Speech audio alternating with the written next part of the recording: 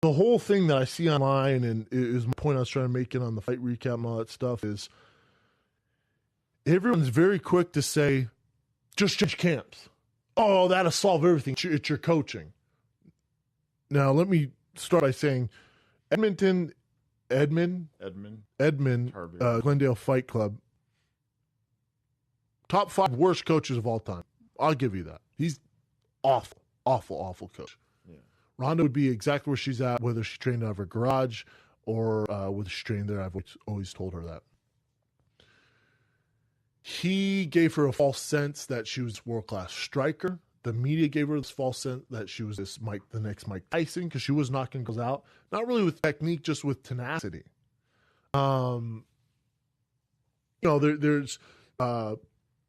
There's audio of him saying how Triple G saw her training Big Bear and didn't have any critique of her boxing. There's certain high-level boxers that had no critique of her boxing, and Edmond ran with that, which is crazy. I just think she's the perfect storm of being around yes men. And I think what happened in the fight was, you can't go based off of, we're going to get deep here, so follow along for the ride. Ronda looked physically fantastic, right? She's never looked bad. You know, she was ripped. She's always ripped. Maybe not this ripped. She looked great. She's in physical shape. The body is right. She had knee surgery. The knees are right. Her diet's on point. She made weight easy. There's all these things lining up. The one thing we cannot see and the one thing you cannot train is the mental part. Now, you can, and we all, well, I shouldn't say we all know, anyone who's played sports, there's that guy who physically, god damn, did he come down from the heavens? Like, 4% body fat, runs a 4.3 in the 40. In practice, he's catching the footballs left. I've never seen anything like this. Guy's going to be a first-round draft pick. And for whatever reason, we can't see that brain. What's the brain look like, man? We don't know what mental state he's in. So when I heard people saying, God, Ron looks great. She looks great. That's all physical. That's all physical. Yeah. A great training camp, that's physical. A great game plan, and you're implementing it in the gym, that's all physical. Really, you're telling you you're doing against these sparring partners who are paid sparring partners who are there to mimic Amanda Nunes. I don't know what she did for sparring, anything like that. All that is physical. Eating right, physical. Making weight, physical. Hitting pads, physical.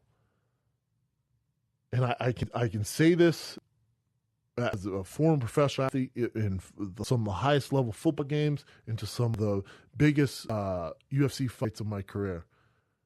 There were times where, did I train harder than my opponent?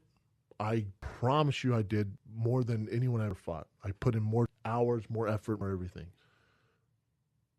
But if the computer, your brain, does not want to be there, it does not matter how hard you train leading up to that. It does not matter what you ate for breakfast that morning. It does not matter who's sitting in the crowd.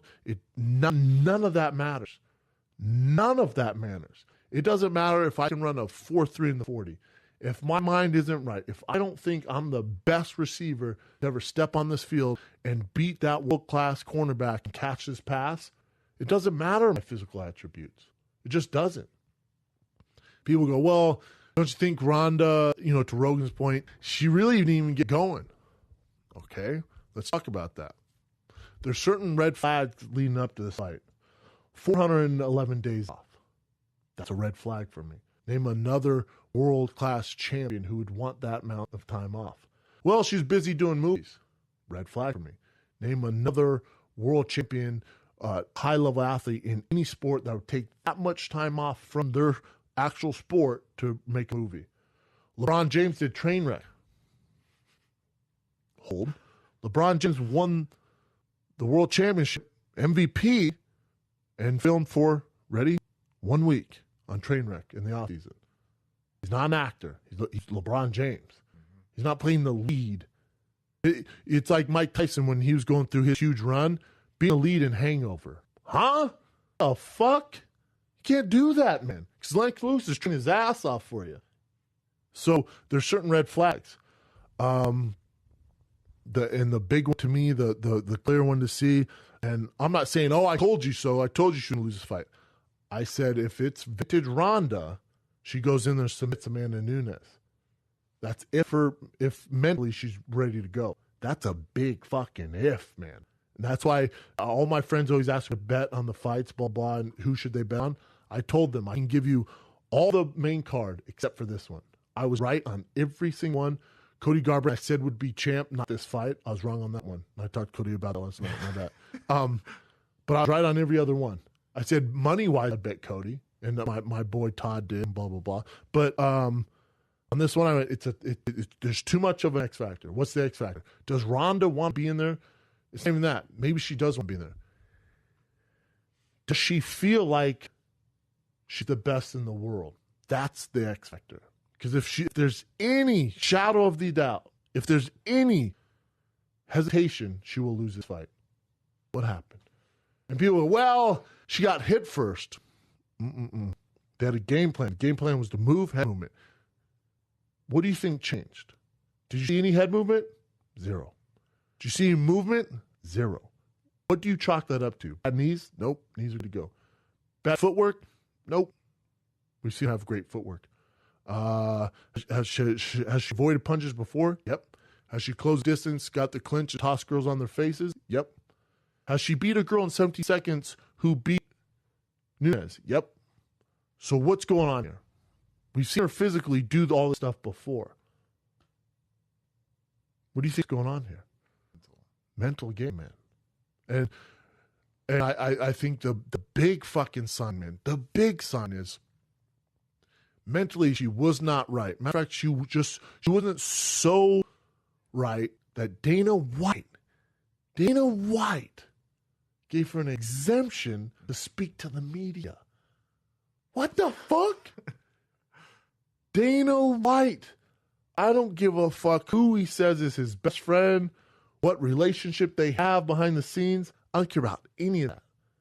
That is a enormous red flag. He's in the business of selling fights. He has a $4 billion nut. He doesn't look like an idiot. He doesn't get all that $4 million unless he hits certain incentives, by the way. So for him, he's in the business of selling the fight. Guess what doesn't sell the fight? When your main event, the number 2 biggest draw in the world, won't give interviews. And you're going to give her an exemption? I saw it and went, what the fuck? And Ron goes, it's owned by a new company, so it's the new owners. And then Dana White goes, nah, that was me. I don't want it ever to happen again, but I agreed to it. And I thought, oh my God, why wouldn't you want her to talk? Why wouldn't you force her maybe just to talk to a few members of the media who aren't going to bring up her last fight or whatever? But have a committee that you've selected that know the game who just want to talk about this fight and what she's been dealing with and stuff like that. To give her that exemption is a huge red flag. It's the same red flag exemption that Brock Lesnar got at UFC 200. If your skeptical hippo eyes don't come out when Brock goes, hey, man, I didn't know I was going to fight. They gave me an exemption. What's up? What's wrong? And he comes juiced to the gills and then beats Mark Hunt. If your skeptical fucking hippo eyes are like, what the fuck? There's certain exemptions that are for a reason. The UFC didn't get to this point because they're stupid. The UFC doesn't give Ronda exemption for media, which sells the pay-per-views for no reason, just because Ronda doesn't want to do interviews and Dana and her are friends. Huh? God, dog, that's a red flag. And then we see what happens. People say, oh, it's easy to say now because look, no. Listen to every interview I did before this. I said, if she's not mentally prepared, we will see it. But Amanda, and I'm not taking away from Amanda Nunes. She did her job. However, have we ever seen Ronda have better footwork? Mm-hmm. Have we ever seen Ronda close the distance on a power puncher? Mm-hmm. Have we ever seen her get an underhook, toss a girl? Mm-hmm. So what's different in this fight? You tell me. This isn't hard to figure out. I watch just as much first 48 hours as you guys do. I feel like an investigator some nights, especially when I'm high. However, this one is pretty easy to figure out. What else you got? We did talk about that too in the last breakdown. big run breakdown. We were talking about how it's a huge factor, man. you said first round finish for sure, right? And then you were saying So it only goes two ways. yeah. Either it's Ronda quick submission, she gets in, she's ready to go, toss that bitch on their face, armbar, and we're back in that Ronda business. Yeah. Or, which I said on JRE too, in this weird world, Amanda Nunes goes, huh? She knocked out early. Yeah, it's the only two outcomes. There's none other. Either Ronda comes to fight, she wins, or Ronda's not mentally there, she's forced to fight and gets murked. God damn, did she get murked. It was tough to watch, too. The last thing we said, too, was her mental. It's everything. And then you were, in the very end, you're like, I don't, without saying words so much, but you're like, she's not there. So. I have my side sources. The other thing is she was going to get on the mic and spew pure hatred towards, she was upset with Rogan and the media, and she had all this dark energy. So I think that could have played a part in why they didn't let her do interviews. Because you ain't going to win any fans by doing that. We can't have that right now. But she just had so much hate and felt like the world was against her. Well, you lost the fight. It's not the world. But so she had all this kind of fucking built-in anger that she was just going to unleash if she won. Now we'll never hear it. Yeah, go ahead and just pillow talk. Go ahead and tell man that negative shit. I don't know what to tell you. What are you going to do? That would be crazy if she won, and we heard that. We ain't gained any fans by doing that. She's the victim of her own demise, man. You want to play that dark shit? You're going to bring out the darkness angels on Instagram and Twitter, and you leave yourself open to it, man. You want to be a sore loser or a sore winner? You want to be a sore winner? Name a sore winner someone likes. Yeah, nothing either. Do you think she'll be back? I don't. This is it. This is it? I think it's it. I think, I don't know why she would come back. I don't know why she would come back. And again, 411 days in MMA years is like taking 3 years off from football, 4 years off from football. Then going, how did Hawk hit me? Huh? You're running the same out route that fucking Jay Rice was running. Well, now you got a guy in Larry Fitzgerald or Antonio Brown running the out route. Quicker, faster, different, something we've never seen. You're going to try to run that old fucking out route? The 411 days in MMA is 3-4 years in every other sport. That's how fast our sport's growing. Yeah. That's how fast it's going. If I came back right now, I'd look like fucking Jack Dempsey. Been out for 3 years or whatever the fuck it was. I retired in 2014, December 6th. I look like Jack Dempsey up in that bitch. You're like, what the fuck is this? Sorry, guys. Been telling dick jokes in the podcast. And what happened? You guys don't fight like this anymore? No. Why are you wearing a helmet? Oh, fuck.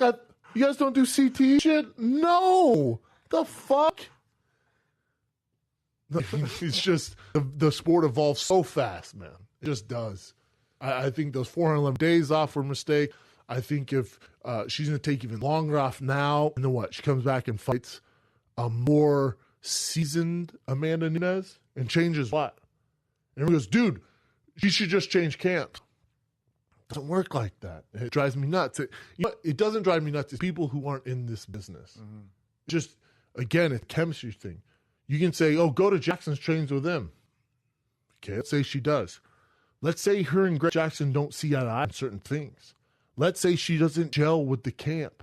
Let's say she's used to being the only top dog in the gym, but she goes to Jackson's and there's a bunch of killers in there and she don't really like it. Let's say she moves to Albuquerque and she's homesick, doesn't really dig that because she spent her entire judo career traveling around not having a home. Let's say, there's so many X factors that you can't just say, move here and change. Maybe Greg Jackson doesn't vibe with her. Maybe Winklejohn doesn't understand the way she works, so they can't coach her, and she doesn't pick up on that coaching. Maybe her ego's so big she's not open to new things. You think about that? There's certain X factors where a lot of athletes can't just change what they're doing. And people say, well, they would have gave her a better game plan. What would have been a better game plan?